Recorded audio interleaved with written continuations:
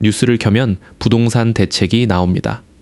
투기 과열지구, 토지 거래 허가구역, 스트레스 DSR, 재건축 초과 이익 환수제. 제도 이름이 많고 자주 바뀝니다. 그래서 오늘은 이 제도들이 어떤 의미인지, 시장에는 어떤 영향을 주는지 같이 알아보겠습니다. 우선 이야기를 시작하기에 앞서 한 가지 미리 양해를 구합니다. 오늘 이야기에는 아무런 정치적인 의도가 없습니다. 어느 정부가 잘했다, 못했다를 따지려는 게 아니라 정책이 시장에서 작동하는 원리만 볼 것입니다. 정치가 아닌 정책만 따질 것이니 참고해 주세요. 그러면 시작하겠습니다. 정책에는 어떤 게 있는지를 이야기하기 전에 사실 어려운 규제들은 둘째치고 이 많은 규제는 따지고 보면 두 개의 축으로 귀결됩니다. 첫째, 사려는 사람을 어떻게 줄일 것이고 늘릴 것인가. 둘째, 공급을 어떻게 늘리거나 줄일 것인가입니다. 결국 수요와 공급을 조절하겠다는 겁니다. 그러니 어떤 대책이나 정책을 봤을 때 정책의 의도를 이 두 축으로 읽어보세요. 정부가 수요를 늘리고 싶어 하는지, 줄이고 싶어 하는지, 공급을 늘리고 싶어 하는지, 줄이고 싶어 하는지를 파악하면 됩니다. 그렇다면 수요를 억제하는 정책에는 어떤 게 있을까요? 수요를 누르는 대표적인 도구는 대출 규제와 세금입니다. 돈을 덜 빌려주면 살 수 있는 사람이 줄어듭니다. 사고 팔 때 세금을 무겁게 매기면 거래가 줄고요. 반대로 공급을 조절하는 정책에는 재건축과 재개발 규제가 있습니다. 도심에 새 아파트를 공급하는 방법은 사실상 정비사업 하나뿐이거든요. 정비사업이란 낡은 동네를 헐고 다시 짓는 재건축과 재개발을 묶어 부르는 말입니다. 여기에 부담금과 절차가 더해지면 공급 시점이 그만큼 뒤로 밀립니다. 자, 그런데 여기서 짚고 넘어가야 하는 게 있습니다. 이렇게 정부가 마음대로 수요와 공급을 조절할 수 있다면 지금 우리가 겪는 부동산 문제의 대부분은 해결될 수 있을 겁니다. 하지만 현실에서는 정책이 의도한 대로만 흘러가지 않는 경우가 많습니다. 왜냐하면 수요 정책과 공급 정책에는 속도 차이가 존재하기 때문입니다. 생각해 보세요. 대출이나 세금 같은 수요 규제는 발표하는 순간 효과가 나타납니다. 이는 당연한 사실인데 왜냐하면 대출은 한도를 줄이면 당장 오늘 거래할 수 있던 집을 내일은 못 사게 되기 때문입니다. 반면 공급은 착공부터 입주까지 몇 년이 걸립니다. 다시 말해 공급 정책은 발표 후 몇 년, 길게는 10년 가까이 지나서야 효과가 나타나는 겁니다. 그래서 단기적으로 시장을 안정시켜야 할 때는 수요 규제부터 쓰는 경우가 많습니다. 그런데 안타깝게도 이런 수요 규제는 시장을 왜곡시킵니다. 왜냐하면 억지로 미뤄둔 수요가 사라지는 것은 아니기 때문입니다. 잠시 뒤로 미뤄질 뿐이거든요. 이러한 탓에 규제가 풀리면 수요가 한꺼번에 몰리는 모습이 나타나기도 합니다. 한편 규제가 강해지면 시장은 둘 중 하나로 반응하는 경우가 있습니다. 거래가 주춤하면서 가격이 조정되거나 실수요자가 한계에 다다랐을 때 어쩔 수 없이 매수하면서 신고가를 찍는 겁니다. 이런 이유로 규제가 길게 이어지면 가격 변동폭이 커지는 모습이 관찰되기도 합니다.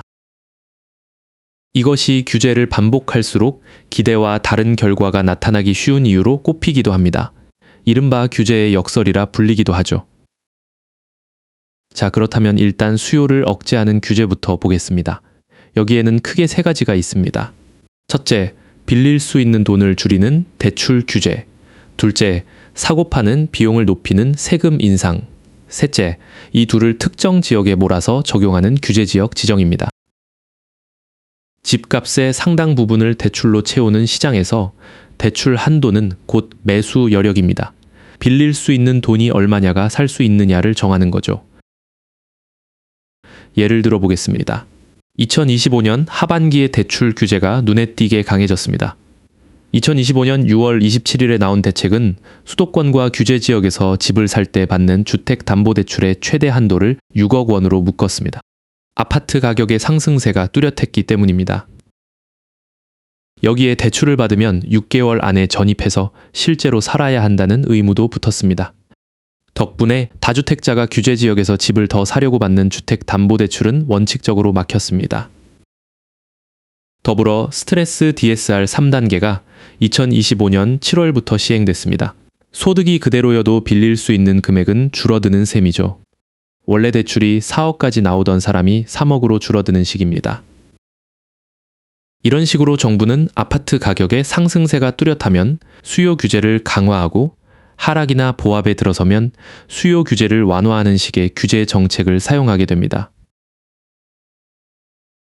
또 다른 수요 억제 규제는 세금입니다. 세금은 거래에 드는 비용을 늘립니다.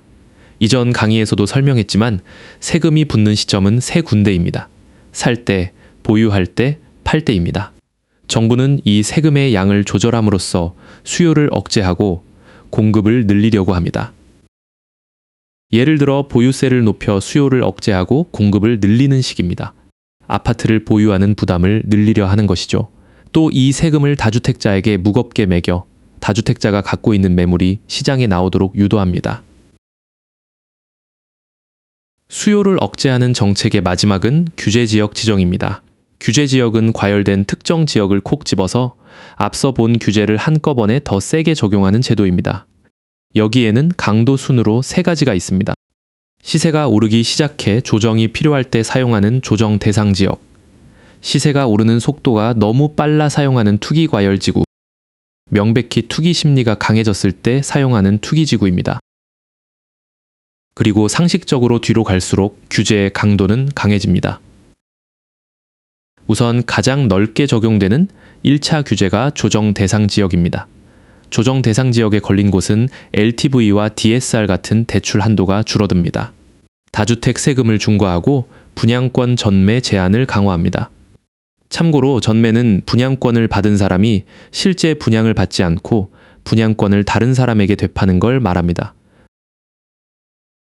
그보다 강한 게 투기과열지구입니다.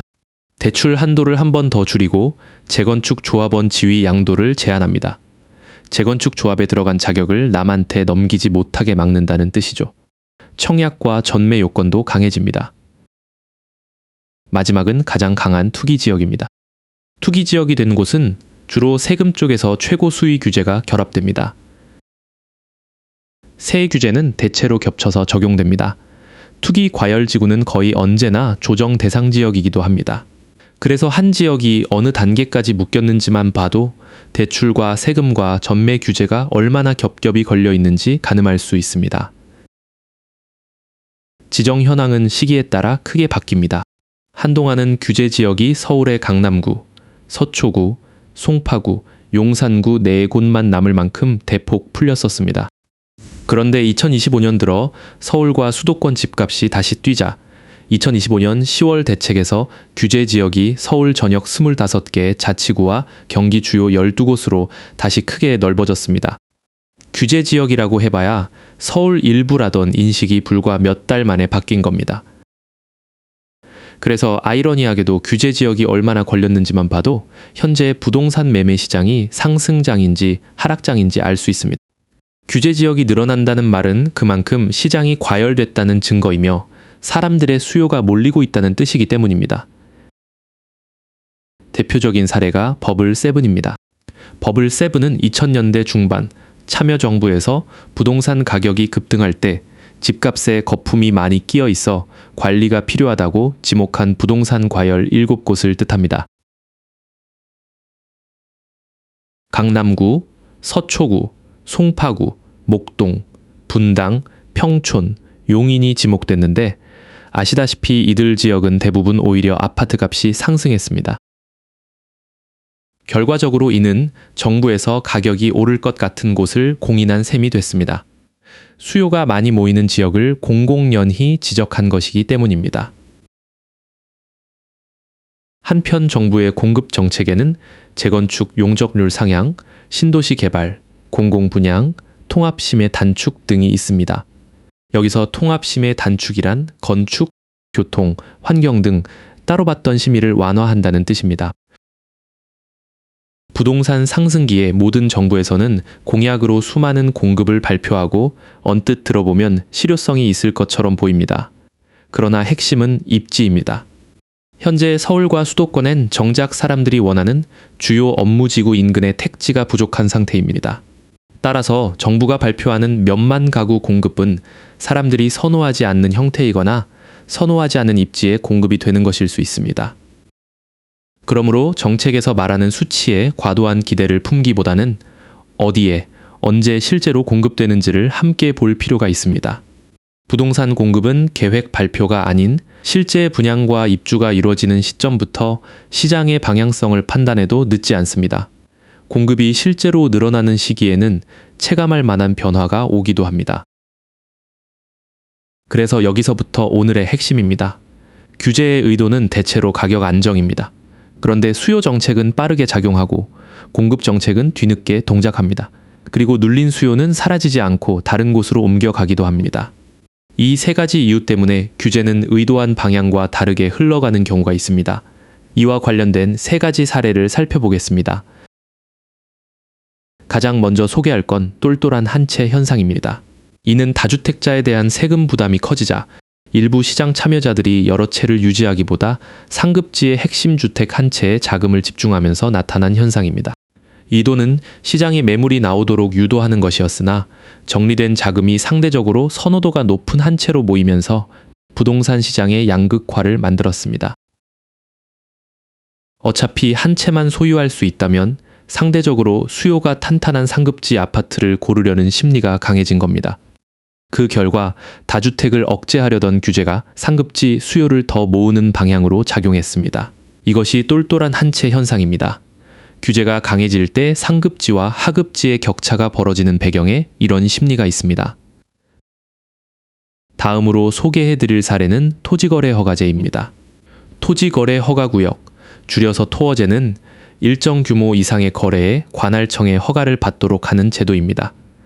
실거주 목적이 아니면 매수를 못하게 만드는 강한 규제죠. 이로 인해 전세를 낀 갭 투자는 막힙니다. 그런데 시장에서는 이 신호를 다르게 읽기도 합니다. 정부가 특정 지역을 콕 집어 토어제로 묶었다는 건 그만큼 상승세가 뚜렷한 곳으로 본다는 뜻이기도 하거든요. 버블 세븐과 비슷합니다. 그리고 규제를 하더라도 실거주가 꼭 필요한 사람은 매수를 이어갈 수밖에 없습니다. 그래서 가격 상승기에 걸린 토어제는 거래량은 적은데 체결가는 오히려 높게 나오는 모습이 나타나기도 합니다. 더불어 토지거래 허가제는 해제할 때도 문제가 많습니다. 2025년 초 서울 일부 지역의 토어제 구역을 해제하자 집값이 빠르게 오른 사례가 있었습니다. 이후 정부는 강남 3구와 용산의 아파트 전역을 토어제 구역으로 다시 지정하고 범위를 넓혔습니다. 해제와 재지정이 이어진 이 과정은 규제와 가격이 서로 얼마나 민감하게 연결돼 있는지를 보여줍니다. 다음으로 소개해 드릴 사례는 임대차 3법입니다. 이는 세입자 보호를 위해 2020년 도입됐습니다. 이 정책의 핵심은 두 가지입니다. 계약 갱신 청구권은 기본 2년 계약이 끝난 뒤 세입자가 한 번 더 갱신을 요구할 수 있게 합니다. 처음 2년에 2년을 더한 4년 거주를 보장하는 거죠.